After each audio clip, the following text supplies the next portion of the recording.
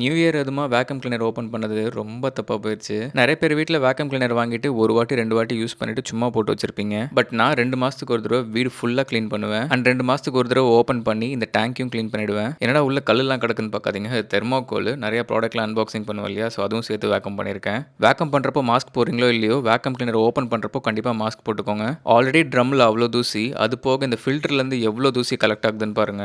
இந்த தூசி எல்லாமே லிட்டரலி எங்க வீட்டு சோஃபா, பெட்டு, கார்பெட்டு, கர்டைன்னு மூலை முடுக்குல இருக்க எல்லா தூசியும் கலெக்ட் ஆயிருக்கு இதுல. இப்போ இத டிஸ்போஸ் பண்றது பெரிய விஷயம்லாம் இல்ல. ஜஸ்ட் கார்பேஜ் பேக்க மேல போட்டுட்டு கவுத்து விட்டீங்கன்னா எல்லா அழுக்கும் உள்ள போயிரும். தென் அத ஜஸ்ட் மூட்டை கட்டி ஓரமா போட்டீங்கன்னா போதும். தென் இந்த ஸ்டெயின்லெஸ் ஸ்டீல் ட்ரம்ம ஃபுல்லா தண்ணிய வச்சு ஹை பிரஷர்ல கிளீன் பண்ணிடுவேன். ஸ்டெயின்லெஸ் ஸ்டீல்ங்கிறனால இது வரைக்கும் எனக்கு துரு பிடிக்கல. தென் இந்த ஃபில்டரையும் ஒரு வாட்டி தண்ணிய வச்சு ஹை பிரஷர்ல கிளீன் பண்ணிடுவேன். இதுல இருந்து இப்போ எவ்வளோ அழுக்கு வெளிய போகுதுன்னு பாருங்க. தென் இந்த ஃபில்டரை ஒரு 1 டேக்கு வெயில்ல காய வச்சிருவேன். டேங்க் ஜஸ்ட் ஒரு 5 மினிட்ஸ்ல காஞ்சிரும். ஸோ 1 டேக்கு அப்புறம் கம்ப்ளீட்டா காஞ்சதுக்கு அப்புறம் எடுத்து அசெம்பிள் பண்ணிட்டோம்னா வேக்கம் கிளீனர் மறுபடியும் புதுசு மாதிரி ஆயிடும். ஆனா அடுத்த நிமிஷமே இது அழுக்காக போகுதுன்னு நினைக்கும் போது தான் வேதனையா இருக்கும். இப்போ நான் அதை க்ளீன் பண்ணதே மறுபடியும் வேக்கம் பண்றதுக்காக தான். இப்போ என்னோட சோஃபாவை தான் வேக்கம் பண்ண போறேன். உள்ள ஒரு வாட்டி பார்த்துக்கோங்க. எல்லாமே செம்ம க்ளீனா இருக்கு. அண்ட் சோஃபா க்ளீன் பண்ணதுக்கு அப்புறம் ஃபில்டரோட நிலைமையை கொஞ்சம் நீங்களே பாருங்க. அண்ட் சோஃபா பார்க்க க்ளீனா தான் இருக்கும். ஆனா க்ளோஸ்ல பார்த்தா தான் தெரியும் எவ்வளவு தூசி உள்ள இருக்குது பாருங்க. வேக்கம் கிளீனர் வாங்குற எல்லாருமே வீட்டில் இருக்கவங்களோட நல்லதுக்காக தான் வாங்கியிருப்போம். பட் வாங்குற நிறைய பேர் ஒரு வாட்டி 2 வாட்டி யூஸ் பண்ணிட்டு ஓரமா போட்டு வச்சிருவீங்க. இதை வாங்கும் போது ஃபேமிலி மேல இருக்க அக்கறை வாங்கினதுக்கு அப்புறம் போயிருமான்னு கேட்டீங்கன்னா இல்ல, கண்டிப்பா அந்த அக்கறை அப்படியே தான் இருக்கும். அண்ட் வீட்டில் அழுக்கும் அப்படியே தான் இருக்கும். பட் நாம தான் கொஞ்சம் சோம்பேறித்தனப்பட்டு பண்ணாம விட்டுருவோம். பட் எனக்கு 2 மந்த்ஸ் ஒன்ஸ் ரெகுலரா ஹோல் வீடையுமே க்ளீன் பண்றது பழக்கமாயிருச்சு. அதுக்குன்னு ஹோல் வீட்டையுமே ஒரே நாள்ல க்ளீன் பண்ண மாட்டேன். ஒரு நாள் சோஃபா, ஒரு நாள் கார்பெட், ஒரு நாள் பெட்னு மாத்தி மாத்தி தான் பண்ணுவேன். வேக்கம் கிளீனர் வாங்கும்போது நிறைய பேர் பண்ற காமன் மிஸ்டேக் லோ பிரஷர் வாங்கிடுவீங்க.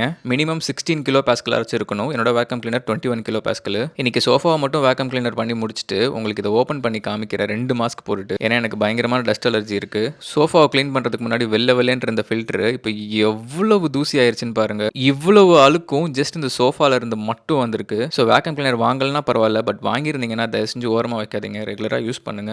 நமக்கும் நல்லது, நம்ம வீட்டுக்கும் நல்லது.